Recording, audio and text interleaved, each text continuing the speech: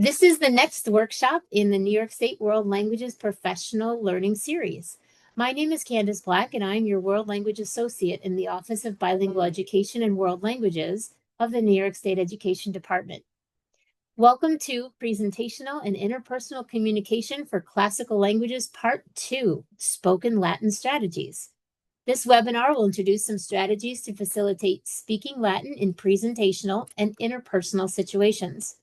We will start off by looking at how speaking can bolster Latin learning. Then we will consider different strategies for checkpoints A, B, and C to get students speaking, along with scaffolds that are helpful to carry out different language functions. Ideas will be offered for formative assessments at each checkpoint that can give the teacher and student information about the student's current performance level, along with some ways to provide students with feedback for improvement. Our workshop presenter today is Kezia Armstrong. Kezia has been working for the Shenendehowa School District for 25 years as a world language teacher, mostly in the Latin language. A native of New York State, both her bachelor's and master's degrees were earned at SUNY Albany.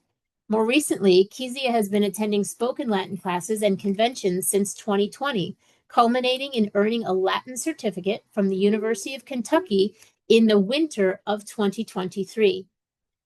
Magistra Armstrong is active in her local, state, and national classics organizations and has presented on language pedagogy and strategy over the years. In her communicative classroom, each of her classes is designed to include speaking, listening, reading, and writing. Kezia continues to implement speaking, listening, and writing in her checkpoint B and C classes. This practice supports the important objective for most Latin teachers, which is reading what Latin authors have communicated and continue to communicate from before the Common Era through the Common Era. Without further ado, it is my pleasure to invite Kezia to begin this workshop. Thank you. Thank you. Hello, everybody. So I'm not sure if I am sharing my screen. Do you see my presentation? You do. Okay, great. So I will go ahead and get started. First, I think we have some. So first of all, I'm Kezia Armstrong. Thank you so much for that nice introduction. And I'm not sure if I'm supposed to talk about this, Candy. Would you like me to just announce this? Sure, please. Okay. So we have some more up-and-coming webinars. This one will be principles and guidelines for adopting or creating locally developed benchmark assessments for checkpoint B, modern languages. And the presenters are Dr. Joanne O'Toole, Dr. Lori Langer de Ramirez, and Bill Heller. And that is Tuesday, June 1st from 4 to 5. And again, thanks so much for inviting me. Thanks to Candy Black, thanks to Bill Heller and David Pellegrino for helping me and encouraging me to do this webinar. So a few business things that we should talk about. Just everybody should mute your microphone. Think alone. At the end, if you have any questions, write in the chat box. And every slide that has a folder on it will have the materials will be in that Google folder. I've shared them already. So let's go ahead and get started. Today I would like to just review, continuing to build on David Pellegrino's webinar. I'd like to explain again what's meant by the wording of New York State Classical Standards 2 and 3, presentational and interpersonal, although this presentation will mostly be focusing on interpersonal. I'm hoping that you'll be able to identify resources that explain the benefits and challenges of a communicative classroom for teachers and learners. And to that end, I do have a works cited at the end with just some ideas of things that you might want to read to further your learning. I'll give you I can help identify strategies and scaffolds to help learners carry out language tasks at checkpoints A, B, and C. Previously, we've talked about A, so I will go on and talk about B and C, which are, those are where I teach, because I live in B and C. And then I can identify some ideas for formative assessments. So just to review, presentational, David talked about last time, that is standard number 2. This is where learners are presenting information on a variety of topics adapted to various audiences of listeners, readers, or viewers to describe, inform, narrate, explain, and persuade. And David gave us so many great ideas last time of how we can incorporate presentational into our classrooms at checkpoint A and B. And then I'll be focusing on interpersonal communication, where learners interact and negotiate meaning in spoken or written conversations to exchange information and express feelings, preferences, and opinions. So interpersonal communication. This is where learners are going to interact and they're going to negotiate meaning in spoken, visual, or written conversations. And I'll be talking about spoken for the most part, to exchange information and express feelings, preferences, or opinions. And if this looks familiar, it's because David did it so well. I just wanted to build off of his beautiful presentation. So interpersonal requires both input and output, as he said last time. So interlocutors, they're receiving input. So these are the people who are talking. They're receiving input, and then and then after that, receivers are focusing on meaning, not form. So what we mean by that is we're trying to understand what the person's saying. Maybe they don't say it 100% correctly, but we're really trying to focus on meaning and pull that out from the person that we're talking to. Interlocutors provide output, and then meaning is negotiated in real time. So nothing is scripted ahead of time. You're having an impromptu conversation. So what are these language functions? Why are we going to have interpersonal conversations? To exchange information. So those could be, as David said last time, greetings, goodbyes, ask and give personal info, ask and give location. We can express feelings. We can ask and tell about feelings, ask and tell about health, offer gratitude, tell likes and dislikes. This is a big one for us in the classical languages.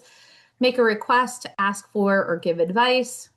And finally, what everybody loves to do, agree or disagree, make comparisons, express enthusiasm or criticism. So these are some things that that we can be working on in the classroom to make it interesting for our students. How well should we be doing these things? So our proficiency benchmarks are for checkpoint A, we're going to make it to novice mid, and also for checkpoint B.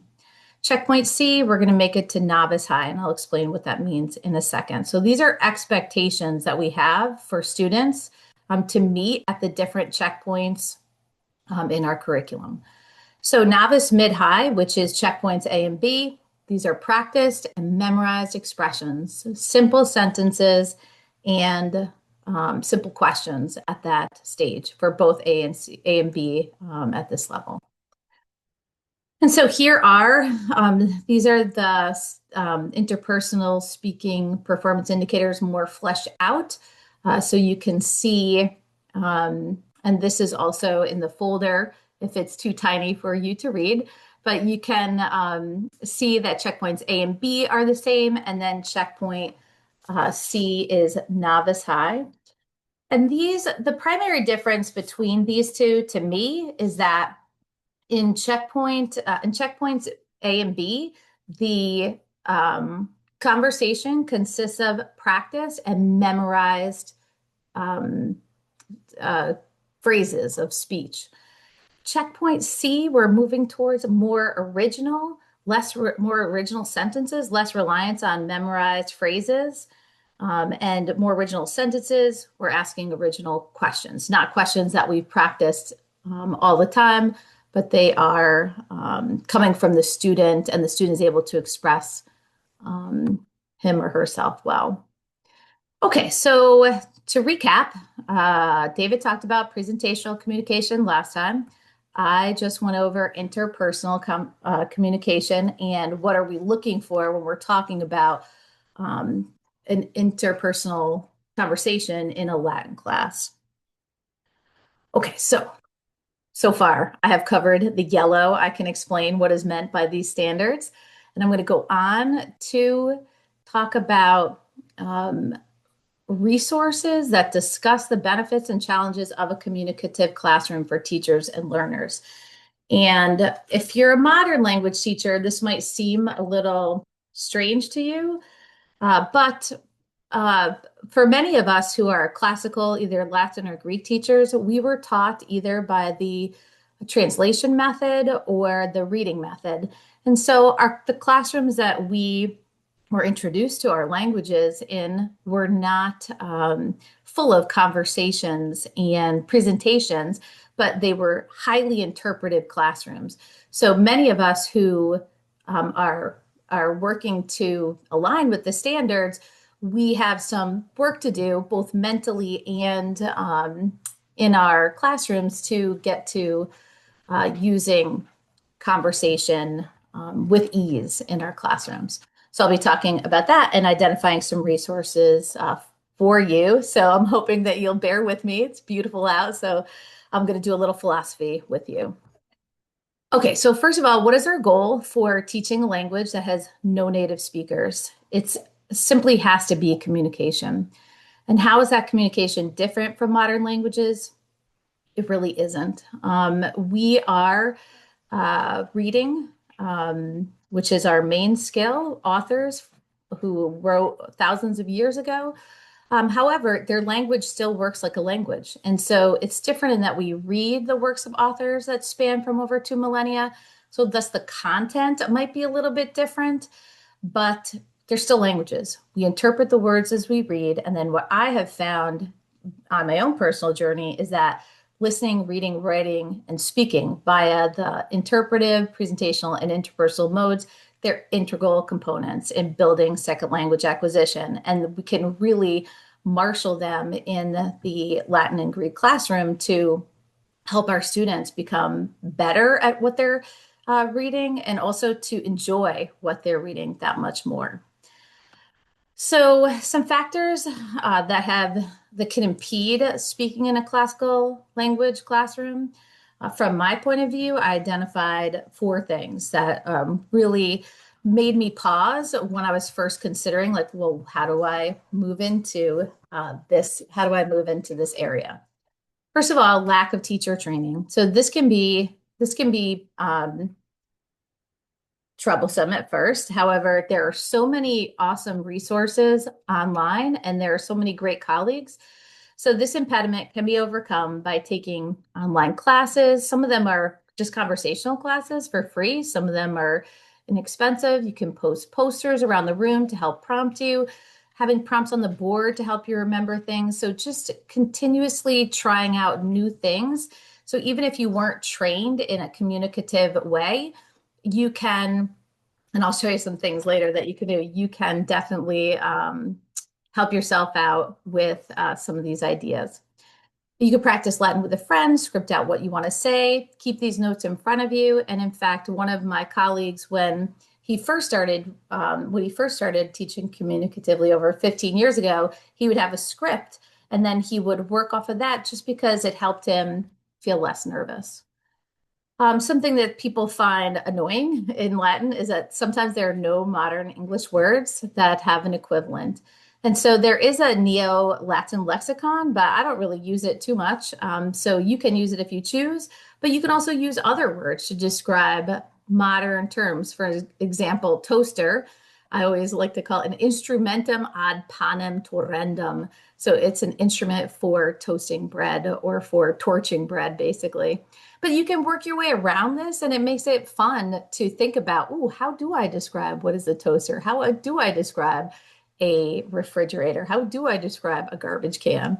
Because again, some of these things didn't exist, and people sometimes find that a little silly to work on those things. However, I think that that can be overcome. And also, another factor that is tricky is that there is a lack of native speakers, obviously. This impediment can make speaking Latin seem silly or unacademic. However, we do know how Latin was pronounced, and we can pronounce it correctly to a very high degree. And there are thousands of people, if not hundreds of thousands, especially throughout the United States, and then in South America, Europe, Australia, all over the place who are practicing speaking Latin. They're Latin practitioners, maybe we could call them. And there are lots of people at the distinguished level to help you along. So those who speak Latin, we call it the country that we live in, the Res Publica Literarum, or the Republic of Literature. So while it may seem like an impediment, there are a lot of people here to help you out. And then finally, the idea that the purpose of Latin is to read the text from over a millennium of authors. So why spend time speaking? So I'd like to quickly address that last idea. Why spend time speaking?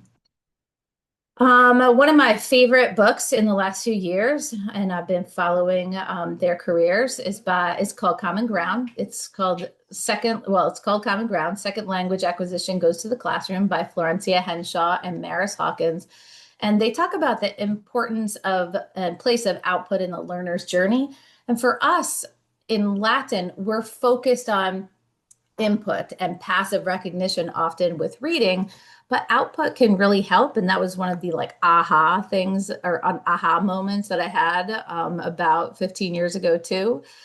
So in their book, I'm just going to read you two quotes. So Keating provides the clearest description of the role of output in language development. Output hones a learner's ability to access the implicit system with accuracy and speed. So they're getting input, but when they're outputting, they are able to they're able to see and you're able to see, can they do output accurately and can they do it quickly? So helping ultimately with fluency. And then both input and output should have a place in our curriculum because they play important yet different roles in language acquisition and development. One builds a linguistic system and the other helps with the skill of accessing that system. So for those of us who are concerned solely with reading, I think that the output, which I would say interpersonal is one of the ways that we can do output, really helps students to see, oh, I'm doing this well, or maybe I need to work on this. It helps the learner assess that and the teacher as well. Okay, student motivation. So another book that I have read, which is called Communicative Approaches for Ancient Languages, was a lovely read and lots of different articles in there. But one of my instructors from the University of Kentucky, Laura Manning, wrote an article about active Latin in the classroom, past, present, and future. So she explains in Richard and Roberts' 2014 Approaches and Methods in Language Teaching that Finocchiaro and Brumfitt demonstrated that student motivation is one result of active communicative approaches to language learning. A return to that communicative emphasis in the Latin classes will enhance student motivation. So her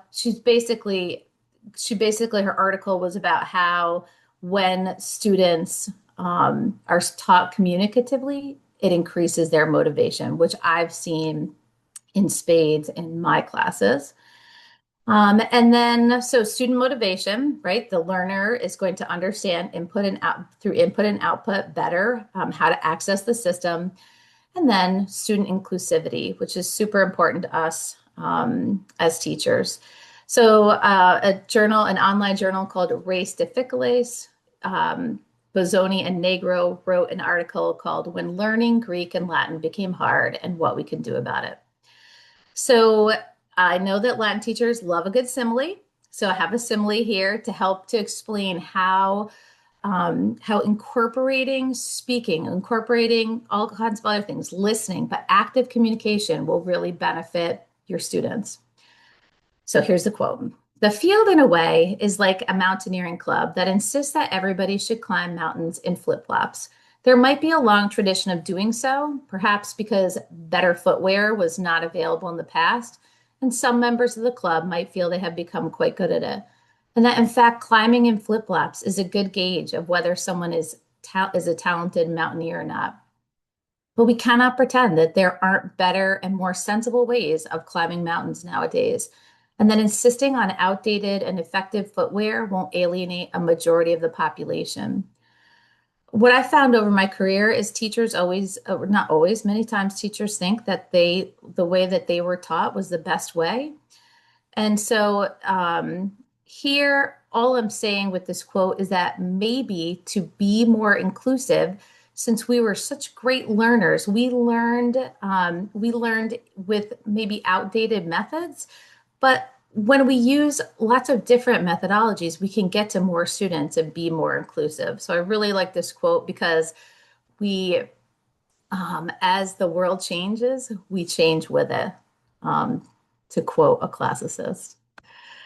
Okay, and lastly, I'll just say that it's fun, and I have two quotes here. I'm not going to read them totally, but um, in the same book, Communicative Approaches for Ancient Languages, not only has it been fun for me to take on something new, and it's been energizing and exciting. And so I have a quote from a teacher who also says the same thing, energizing and humiliating, because sometimes you don't know what you don't know. And so it's been a lot of fun to incorporate that into my teaching after 20 years of teaching in a different way. And then it's fun for students. And what it does is it allows students who maybe don't shine in traditionally, it allows them to shine in our classrooms because we're giving them different ways of shining, right? Through all the speaking, listening, reading, and writing. So I gave you four different sources. I gave you some resources that discuss the benefits and challenges of a communicative classroom for teachers and learners. And I'm hoping that you'll think on some of those things. It's the end of the year, so I'm sure not everybody wants to change their classroom now, but if you're thinking of it, it's been a really positive change. And kudos also to my colleagues who teach 7th, 8th, 9th, and 10th. They also teach in the same way. So by the time that they get to me, they're ready to go in this area. So I'm going to move on to some strategies and scaffolds to help learners carry out language tasks at checkpoints A, B, and C.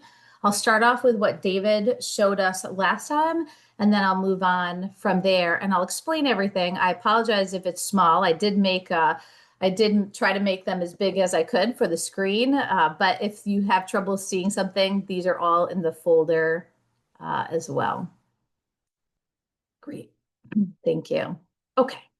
So, first of all, how can we get students from day one or starting in the middle of the year or starting at the end of the year to chat? Well, we use something at checkpoint A and B and C. We use them at all checkpoints for communication. And basically, what a chat mat is it is just sentence starters, maybe, or questions sometimes that are on a little mat. David affectionately calls it chat map, which I love. I'm thinking of changing my name to chat map. But basically, these are just little bits of language that can go ahead and be used by the learner. So they can be changed every single unit, these chat mats. I usually have the students, after we jot stuff down on them, I have them preserve it in a plastic sleeve so that we can use it for a few weeks. And then they can build. So if you're looking at this chat mat, it's pretty simple. It looks like they have just read the story of Cassiopeia and Perseus and Andromeda. So these are just expressing like, hello, what's your name? How are you doing? And then what do you like? So these are great ways to have students talk. This could be done at the end of the story. I like to have chat mats in the beginning of every single class. So the students know I'm very organized, and so I have students every day. We pretty much do a similar thing. We start off with chat mats, then we move on to listening, and then we move on to something else for the day. So these, you can just say, everybody get together. We're going to work on our chat mats after we've gone over the questions. You can then have students work independently. At a lower checkpoint, I wouldn't have them work independently for too long, maybe a minute or two on these questions, because you don't want them to get off task. So checkpoint A, we use chat mats. So this is a great way to incorporate interpersonal speaking. They're asking questions and they're answering questions about their preferences. The other thing that I would do at checkpoint A, if I still taught it, one thing that I love having in my classroom is what I call a reaction board. So this is, you have these sayings, and Latin teachers will know over to the left. Whoops. All right, went ahead. Over to the left, I have some phrases, ehu and eugapai, papai, babai, dia mortales, pro dolor, fufai. These are all reactions that students can have to something you're doing or a story or you're reenacting something. And so these are great because you can have an impromptu conversation in the middle of telling a story. So these boards remain up, and then students can see them and just yell something out. So you could say quid cansatis, esne andromeda optima puella, and they could say, dia mortalis andromeda alligata est ad rupum. She's bound to a rock, so we could have, you can do all kinds of fun things with those. So I love having a reaction board. Just gets those little bits of conversational reactions into your everyday class. Sentence starters are also great. So you've just read something, you've just given a picture talk, you've just given a movie talk. And then you can have these on the right-hand side, these sentences be up on the board, and you just say, okay, guys, what do you think of this, right? Mihi placet fabula quod, mihi non placet fabula quod. So just some ideas. I like to end every story this way. So we don't just leave a story, but we try to talk about, did we like the story? Did we not like the story? Great way to work things in as you're going along. And all of these things are very low prep, right? You're not spending hours and hours prepping them. And students are familiar with what you're going to do at the end of a class or at the end of a story. So they'll hop right into it. And students love talking about their opinions, as far as I can tell. Okay, checkpoint B. Checkpoint B, we level up a bit. So basically, you keep the old and then you just add some new things on. So most of these, if you're a Latin teacher, will be familiar to you. Mirabile dictu, right? Wonderful to say. Mirabile visu, wonderful to hear. Again, it's a way for them to work in a little bit of impromptu conversation. And these boards stay up all the time. You don't even need a board. I have mine on a whiteboard, but you could just put a big piece of paper up and tape it to the side of your wall. And then quid cansatis omnes?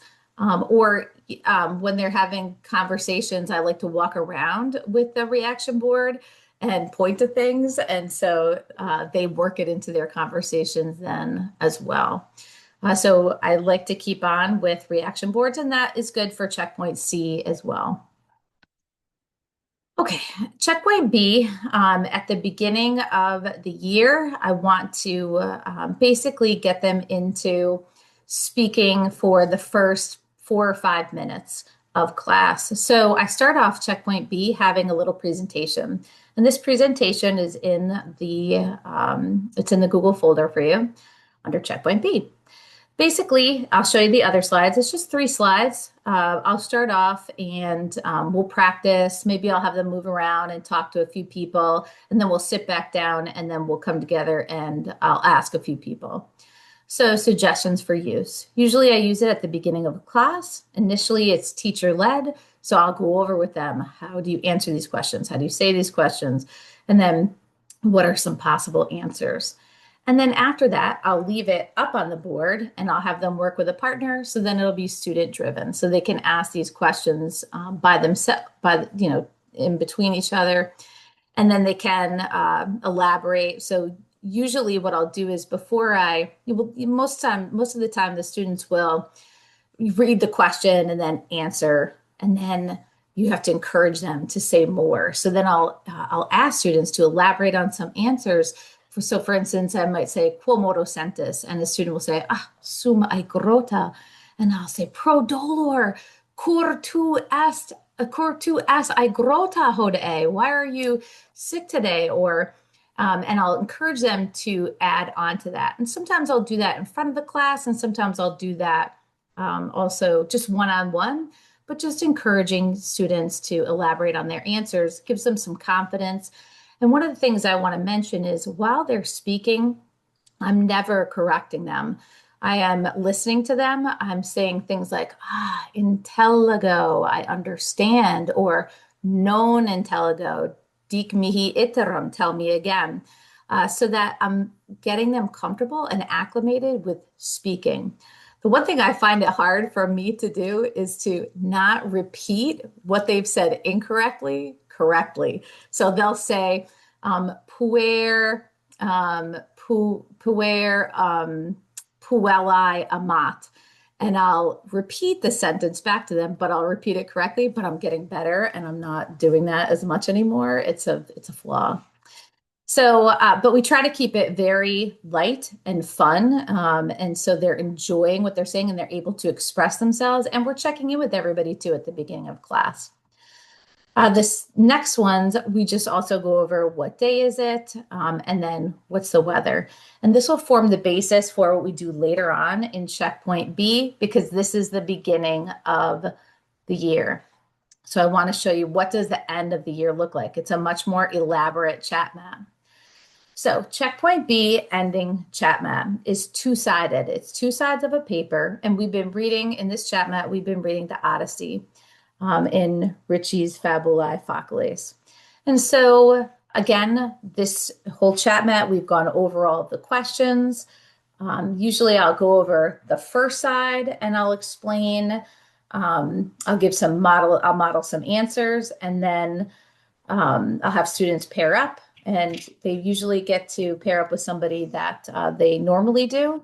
And they just ask each other questions. And I'm just walking around, basically listening to them. So students can choose questions to practice. Sometimes I'll ask for or call on student pairs to share their conversation with the class. Most students, they do not enjoy sharing, but I do have some who do. So sometimes I'll ask for volunteers. Sometimes I'll put people on the spot, but I try to cultivate in my classroom a classroom where it's okay to say something incorrect, and where they always know that the teacher's got their back, and I'm going to pull something out of what they're saying that everybody will understand. So we really try to cultivate that all through the Latin program. Then I go over side 2. I'll ask some students to elaborate, and I'll show you side 2. And so after we've spent maybe 2 classes going over the questions and explaining answers or modeling answers, then I will go on to let them move around and talk to a partner. And sometimes they'll choose their partner, and sometimes they will, I'll choose it for them. So this is the end chat mat. Again, this is the back of it. And I don't know if you can see, but I've worked into the end chat mat. I've worked in some indirect statement for them to practice, very simple indirect statement. I've worked in the verb malo, and I also work in sometimes prefero. So they are starting to express preferences. I've worked in a present contrary to fact question. And then I've worked in a question about homework because they couldn't remember what sine mora meant. So I wanted to work that in so we could talk about different time expressions. So anything that you are teaching, you can use a chat mat for and just make it come alive for them. So we teach and model answers. So I'll go over some things with them, and then I'll let them do it themselves. But I always hold them accountable. I call on volunteers individually and whole groups to demonstrate. And while, like I said earlier, they don't love it, they know that it's part of their job in a communicative classroom to be heard and to listen. And so again, we just keep cultivating them. And finally, I interact with the group. So I'm walking around and interjecting. So chat mat usually takes about 5 minutes. So everybody knows that we're going to start class with a chat mat. We have our reaction board as well. So that's the beginning of class. Then we have our reaction board. But what do you do when you want to have a conversation about something that you've read in class? So again, our main skill, as I said earlier, is reading, but all the other skills support that main skill. So, checkpoint B, extended conversation at the beginning of the year. So, in the beginning, I like to, again, we've already used our chat mats, but then maybe we have read the story of Perseus. And so I want students to have a conversation about what they've just read. So the learner outcome here is they can describe the picture. So I'm going to show them a picture and they can explain the story and what it refers to. And they can explain whether they like the image or not and why. So we've read a story, I have an image, and I'm going to need three things to set up this activity. I'm going to need, well, we've read a story. I'm gonna need a picture, which I have in the middle. That is a picture of the Senate House, which will be familiar to some of you. I have cards. I actually have many decks of cards in my classroom, but the cards are just a tool to keep students on task and counting up how many things they say. So I'll explain that in a minute. And then the last thing that I use is flippity.net.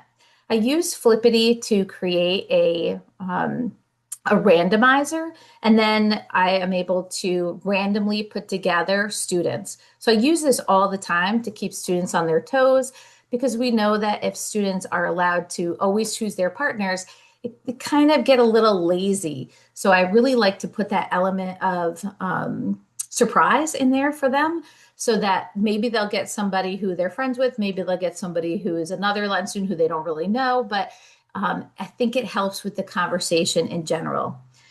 So what you do is you give each table a set of cards. So maybe like 15 or 20. You can use flashcards, that's fine too, or any other thing. You could use coins, whatever way you have of keeping track of what students are supposed to do.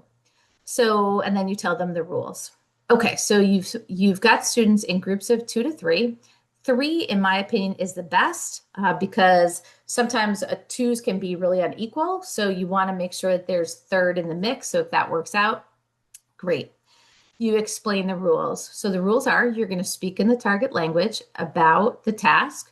You're going to choose an order in the group. So like they start, one person starts and A, B, C, A, B, however you want to do it. And then each person gets the opportunity to speak in the decided upon order. So they get the opportunity, but maybe they won't always have something to say. So it just helps them to see, okay, when you're in a conversation, everybody participates and everybody should at least have a turn to participate. Every sentence that's understood by the group gets a card. The time limit is 3 to 4 minutes. This is simple, no prep. You're done with your reading for the day, and all you do is you set this up. So my students know how to do this. The minute they see the cards come out, they know what's going to happen. You give them a task. The task is to discuss the picture, how it relates to the story, and tell whether you like the image or not and why. Great. So you're walking around and listening to what they're saying. And if they have any questions, they're negotiating meaning. I just try to tell them to, at least towards the end of checkpoint B, try to stay in the target language. Sometimes if they come out, it'll be to ask, ooh, I don't know how to say journal. How do I say journal? And then they'll pop right back in. So those are just, that's fine. Okay, so what happens at the end? So sometimes if the class is very competitive, I make it into a contest. Oh, everybody, this group over here, they added up all their they added up all their cards and they said 25 things in 3 to 4 minutes. Isn't that amazing, right? So they win. Or you can have students add up all the cards per group, show them how many things they were able to say. Like, wow, can you believe this? This group said 11, this group said 21. You guys, that's amazing. Between the two groups, you said 32 things. Oh, I just had to do math, sorry. You can have a think share about what was easy and what was difficult. What words did you not know? What words were you having trouble with? Or you can have students write on a post-it note, what did you do well? What are you working on? And I always get really good responses to that. And that's good feedback for you as you're trying to make future lessons. Oh, I didn't know how to say this at all. I really wanted to say that this is fun, but I don't know the word for fun. And then you have to tell them, well, there really isn't a word for fun, but that's no fun. So that's at the beginning of the year. Keep it informal. light. Students are having fun speaking, they're expressing themselves. And then towards the end of the year, you do want to make them more accountable. So we have just read in this next activity, we've just read The Warrior Queen, Kandake a Mano Reinas, which is it's a novella by Emma Vanderpool. So I want them to have a conversation, but I want them to be more on target as to what kinds of things they're saying and what and to see what they're saying, right? Not just have coins or cards that that say that they said something. I want them to see that now they should be saying sentences. They should be asking questions. They should be responding to questions. So this paper, I hand out and I have them put A, B, and C, partner A, B, and C, and I have them put the task in the labor in the labor box. Partner A is able to say sentences, is able to say questions, is able to say responses in the same way that the initial checkpoint B card game went. So they take turns. If B doesn't have anything to say, B just gets skipped. At the end, you can add them up. So A can see, partner A can say, ooh, I didn't say a question this time. Next time I'll have to work that in. Or B could say, wow, I said 3 sentences. In fact, today I had 2 gentlemen that checked off every single box, right? They said 3 sentences, they asked 3 questions, and they did 3 responses in a 3-minute time period. So this helps them to see what they're doing, gives them more agency. And then lastly, I just ask them to check in with each other and say, omnia perspicua sunt, are all things clear? Like, did anybody say, non intelligo, I don't understand? So I ask them to check in with each other at the end, and they can discuss whether they were clear or not. So checkpoint B, those are 2 ideas for extended conversations. Okay, then what do we do when we've had them practice in class? They're basically what they're doing is performance, right? They're performing in class. So then you want to somehow give them a grade because I don't know, schools want grades. Who knows why, but so you have to provide a grade. So this form helps me. I've aligned all of our different tasks, I guess, to a rubric. And so on the bottom, I have the rubric and how I've calibrated it to our school. And then I have some notes on what the student was doing, what the task was, whether the student accomplished that task, and then I have checked off some things that he did. And so this form allows me to write down, oh, and this was a performance, and so this would be the grade that you're going to get for this performance. I envision using this also for proficiency at the end of the year when the student has no idea what the task will be and hasn't practiced the task. So that's why I put proficiency and check in a box, and then performance in a box there too. So performance is everything that we do in class that is teacher led, and then proficiency would be at the end of the year, what can students do on their own? Okay, moving on to checkpoint C. Checkpoint C, I hope I'm not losing anybody. We still use reaction boards and we still use chat mats. So the chat mat, again, is just a little bit leveled up. And I'm thinking here, especially in the 11th grade year for us, which is the 5th year that they will have taken language at Shenandoah. So you can certainly look at this later, but it's got some of the same questions that we've been asking, and then some content questions about what we have been reading in class. So we have all sorts on that page. And then on the back of that, again, I'm asking them to do oratio obliqua, indirect statement. I'm asking them to practice ablativus absolutus, because these are things that we've been working on, and now I want them to use them in conversations. And I'm asking them to do comparisons. So again, things that they all apply to either stories or The one story that we read in 11th grade is the Aeneid. So we're able to converse about that story. So we're still using reaction mat, we're still using chat mats, and then we're going to gradually pull away the scaffold. So I love to use humor in my classes. If you're familiar with this painting, we've seen it many times in Florence. So now at Checkpoint C, and this is primarily with my last group of students that as seniors, I'm going to pull away the scaffold. So we're not using chat mats anymore. We don't need to. What we're doing is we're just meeting up with somebody. We're looking at this image. I may have explained the image at first. I may not have explained the image at first. It depends on what the image is. And I think I put in four, I'll show you two, but I put in 4 or 5 maybe in to the folder. So I want to know, cur haec imago ridiculosa est? Why is this image ridiculous? And does this picture please you? Do you like this picture? So suggestions for use. Now, so I've pulled everything away from them, and now they're just having a conversation. And the freedom and the things that they come up with are amazing. So we use these at the beginning of class. The teacher may explain or doesn't have to explain. It's up to you.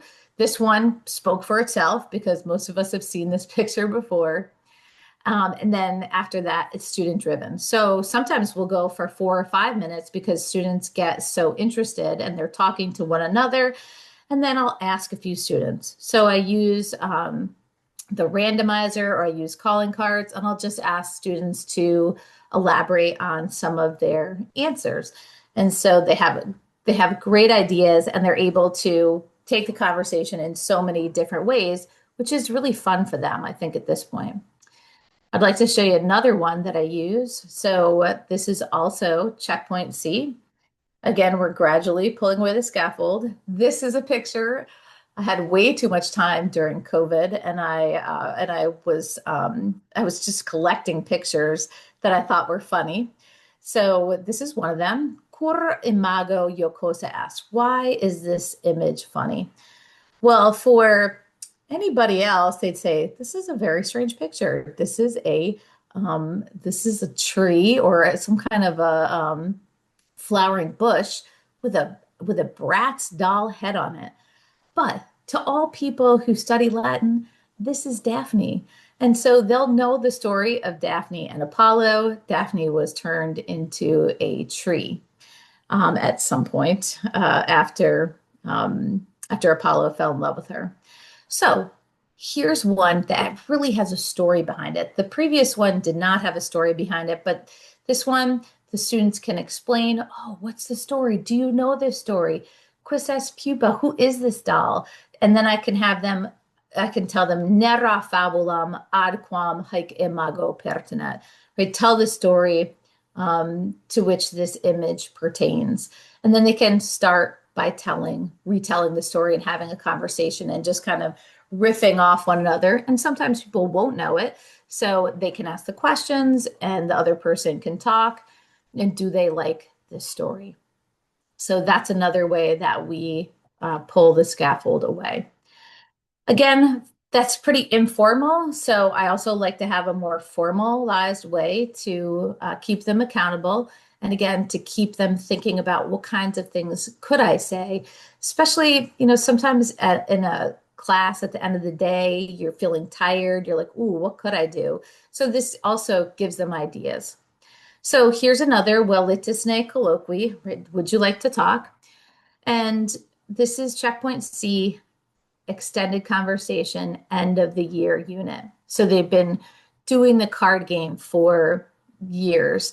They've been doing the other sheets, and now this sheet just adds a little more on in terms of what kinds of things I want them to say. So I'm looking for in the third, if you look at A and you look at the third sententia, it says plus qui or quae or quod. They know what that means. So I'm looking for them to add on a relative clause. How can you get more detail? In the one right below that, sententia plus ut, I'm looking for them to express a purpose or intention or an indirect command or, well, maybe not indirect command in conversation, but maybe maybe a result. And then finally, I'm asking them to maybe throw in an oratio obliqua, an indirect statement. Again, they have to add up as they're going along, and then they have to put down, was everything clear? And sometimes you will get to a point where not everything was clear. And so they can discuss that afterwards. And this makes them, right, going back to the role of um, output, it makes you more aware of how you're manipulating the language. And so I really like doing these activities because we spend a lot of time reading, but when we spend that time speaking or writing or listening, it changes our perspective, and maybe we can access the language in a different way. And all roads lead to Rome. So sorry, I had to work that in. The only other things I added on, so was everything clear? And then did you use Dane, Tum, or Tandem, which are just connectors to help to tie your story together or your picture together? And this is high level content because the students have read parts of the Aeneid. They've read it in English on their own. They've read it in Latin class. And then they're discussing what book of the Aeneid they read and how it compares with book 2. So students usually have an opinion about the book that they read in class. And they will have heard other people present on book 2. So they have a lot to say about whether they like or dislike these things. Okay, so this checklist allows students to keep track of how they're doing. Did they narrate, ask and answer questions? It helps keep them on track with the kinds of things they can practice. And then when they hand this in, you're seeing, oh, somebody, how are they doing to a certain extent? I mean, of course, you're walking around and listening, but how are they doing in terms of what they're able to say in class? Okay, so I hope that I have helped you to identify strategies and scaffolds to help learners carry out language tasks at checkpoints A, B, and C. So I'll just go back to that previous handout that I showed you to identify some ideas for formative assessments. And so this is the sheet that I showed you before. So I think that this can be used both with the teacher if you want to do a check on students and how they're doing. And then at the end of a unit, if you have finished up the Odyssey and you want to, you're going to be testing them on interpersonal. So you could use a form like this to give them a summative on their speaking ability in that area. So it has our rubric that we use in the upper levels at Shen down below. And then up top just has some things that you can check off. And then hopefully, right, when you would give this back, you would have some suggestions for improvement for the student. I always try to put that in as well into any comments that I give the student. Okay, so final thoughts. So a lot of what I've discussed here today relies on group work. So you may be thinking your students could not do this independently, but Rome wasn't built in a day. So in my class, I start every day anew with expectations. Before we do activities, I talk about appropriate feedback and inappropriate feedback.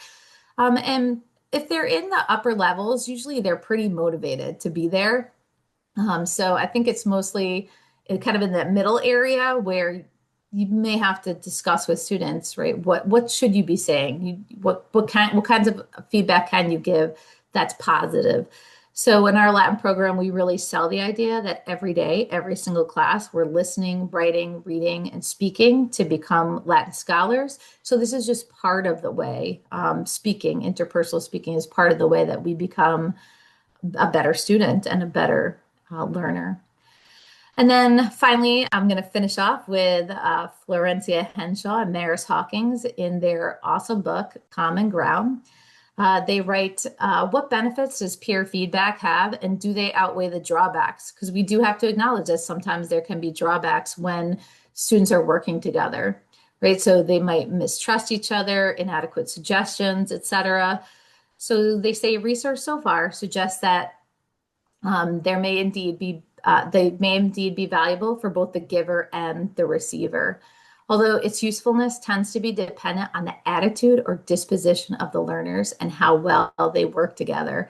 So getting their buy-in to this Starting gently and then working up to more and more accountability, I think is a great way to do it. It's just another reminder that we should foster collaboration throughout the process, not just at the end. And we should have students work with a variety of partners, which is one of the reasons I showed you the Flippity. I think it has been invaluable in classroom management and invaluable in making sure that everybody gets heard and listened to in the classroom. So equity for all. So today we've done so much. I re-explained the standards that David explained so well last time. I identified some resources that can help you on your journey to, if you choose to incorporate more communicative methods in your class. I can identify strategies and scaffolds to help learners carry out language tasks at A, B, and C. And they're similar, but they are short ways that are that you can work into class. Because again, if our main skill is reading, how can we support that? And then finally, I can identify some ideas for formative assessments. And so thank you. And I just want to finish off by just showing you quickly that I did put all of these into the end in case you would like to look at these works later on. So with that, I will finish up. Thank you, Kezia. That was great. You've given us a lot of great ideas and a lot of great resources in the handouts folder. And we'll be putting the PDF file in immediately following that you will have live links for. Now's the time. If anyone has any questions you'd like to put into the chat box, please do so now. David and I'll help field them, and Kezia can answer them. If you have any questions related to some of the points she raised or some of the techniques or strategies she explained, please feel free to do that right now. Or any questions that you have in your efforts that you've made to incorporate interpersonal speaking and assessment into your repertoire of teaching strategies.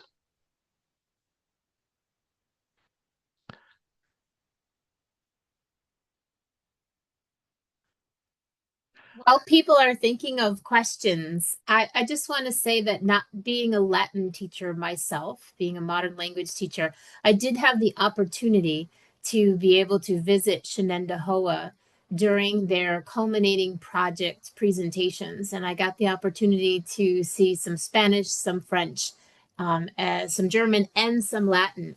And I can tell you that what I saw in Kezia's class, in which the student did the entire presentation, including the interview afterwards with spontaneous questions from Kezia, I have not seen replicated anywhere. It was really an amazing experience to see a student in a classical language be able to engage in interpersonal communication, albeit at the appropriate level for Latin.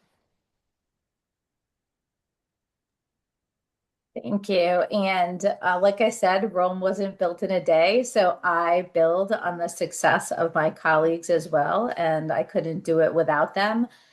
They're also to be lauded for their commitment to communication and to keeping Latin alive in the classroom. So shout out to those guys as well, some of whom are here today.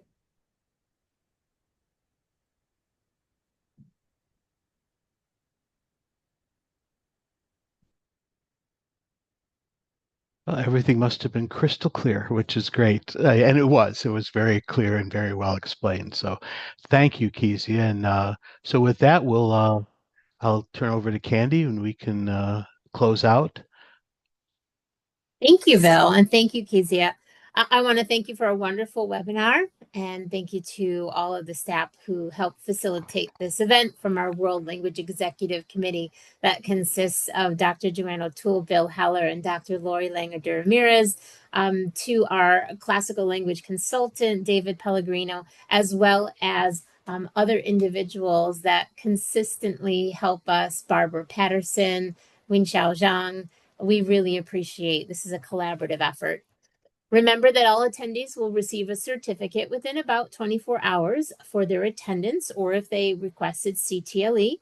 You'll also get a webinar badge. So when you receive your badge, consider adding it to your email signature so that people are aware of the professional learning that you engage in. You could also choose to post it to social media if that's your thing, or perhaps adding it to your website. The recording of this webinar and the accompanying post assessments will be available on our website within about 2 weeks from today. And we would encourage you to bookmark our professional learning page so that you can keep up to date with our offerings. Thank you again, Kezia, for a wonderful workshop. And thank you, everyone, for having attended today. We hope you learned a lot, and we hope you have a wonderful week.